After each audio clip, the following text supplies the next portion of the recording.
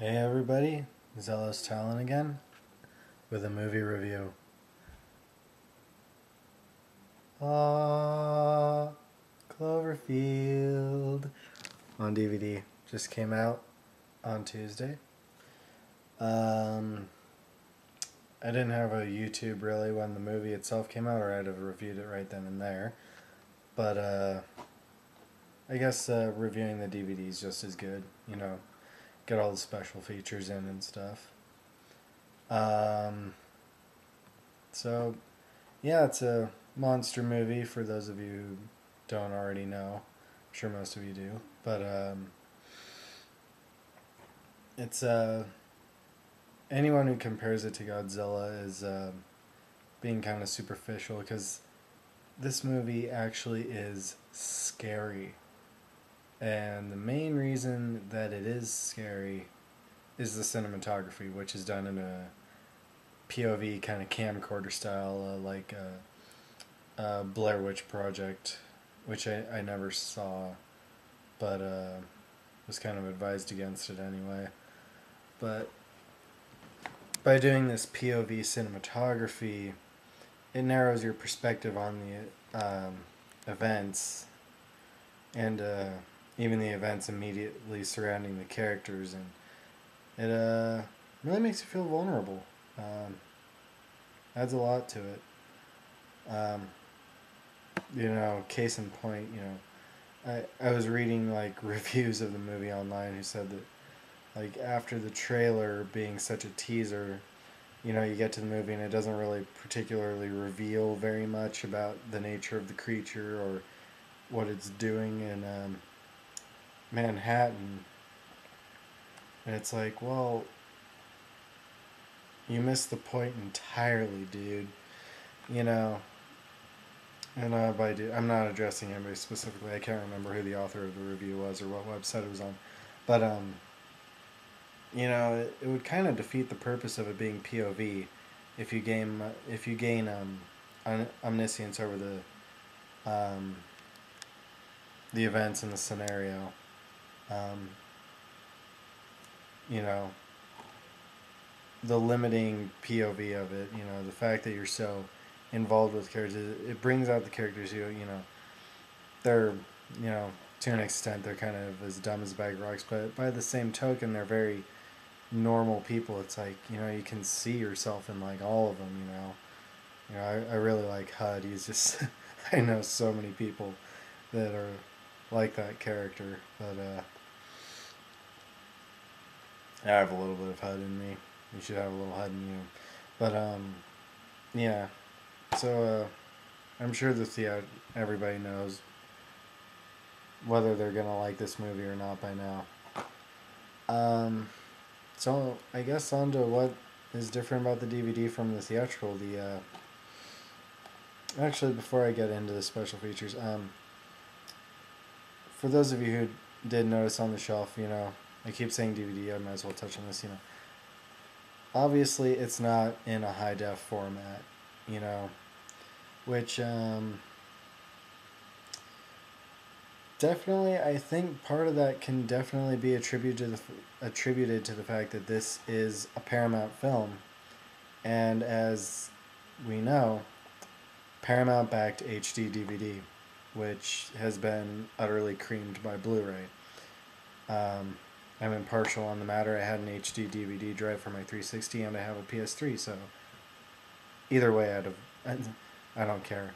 You know, yeah, I kind of have a otherwise useless add-on for my 360, but actually I don't. I use it as a dedicated upscaling DVD player, and that way I don't have to take my games out of anything else. So, but anyway, besides, yeah, you'll notice that this only comes in DVD. There's no Blu-ray or HD to speak of.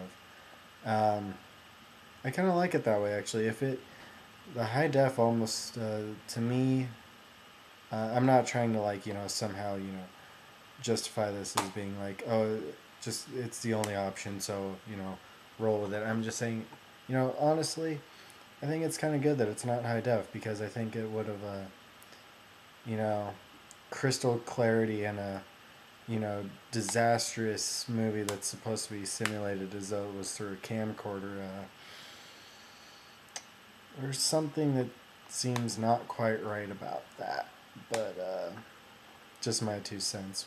Which, then again, that's all this really is, isn't it? Okay, special features, enough lollygagging.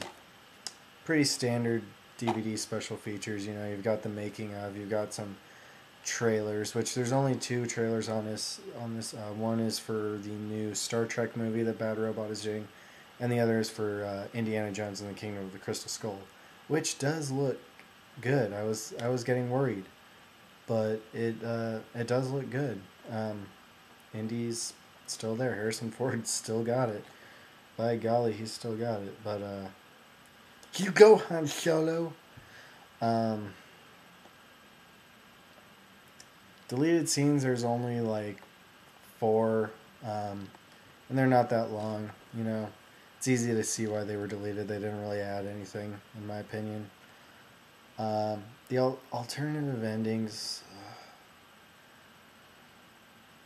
they barely justify that title. They changed they have 2 alternate endings in which they really only changed 10 seconds in the movie, and it's not even a significant change, really. So take it or leave it.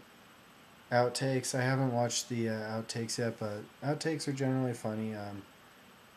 In the making of, you can tell that the cast, they're pretty funny people, so I'll get around to it at some point. But when I pop this in, I'm not in the mood for watching outtakes. I'm in the mood to get my pulse pounding and just watch my favorite movie of the year.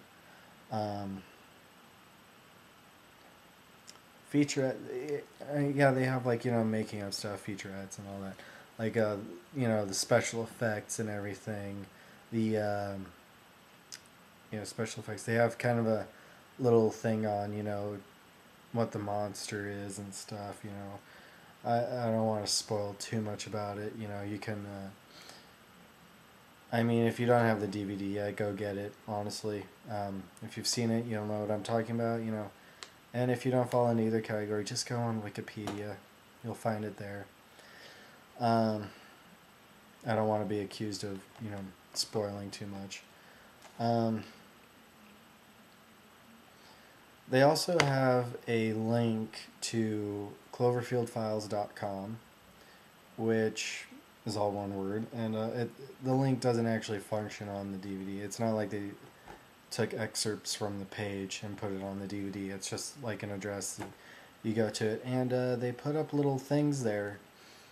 They have a bunch of little mini 5-minute or less featurettes, but to watch them you have to complete a sort of a challenge thing where you either have to basically falls into 2 categories, which is arranging scenes in a proper order, or spotting the changes in an altered frame, which the basic idea of it is so that you prove that you've watched the movie before watching, the potential spoilers or, these little goodies, which really it's a bit silly because, those changed scenes, that's just, that all that tests is if you were good at I Spy as a kid. But the arranging the scenes in an order, that's pretty cool. Especially this one where it's usually the scene in which it happened in the movie. But this one of the challenges is arrange the attack locations not by the order in which that particular frame appeared in the movie, but in the order in which the actual areas were attacked. So it kind of throws you off a little bit. You have to kind of think about how you arrange that one. But hell yeah, I love this movie. I've got like I said, the upscaling, which it doesn't do too much. It looks good anyway. But on a 37 inch TV, I love it. My favorite movie of the year, Cloverfield. Highly, highly recommended. Go get it. I love it.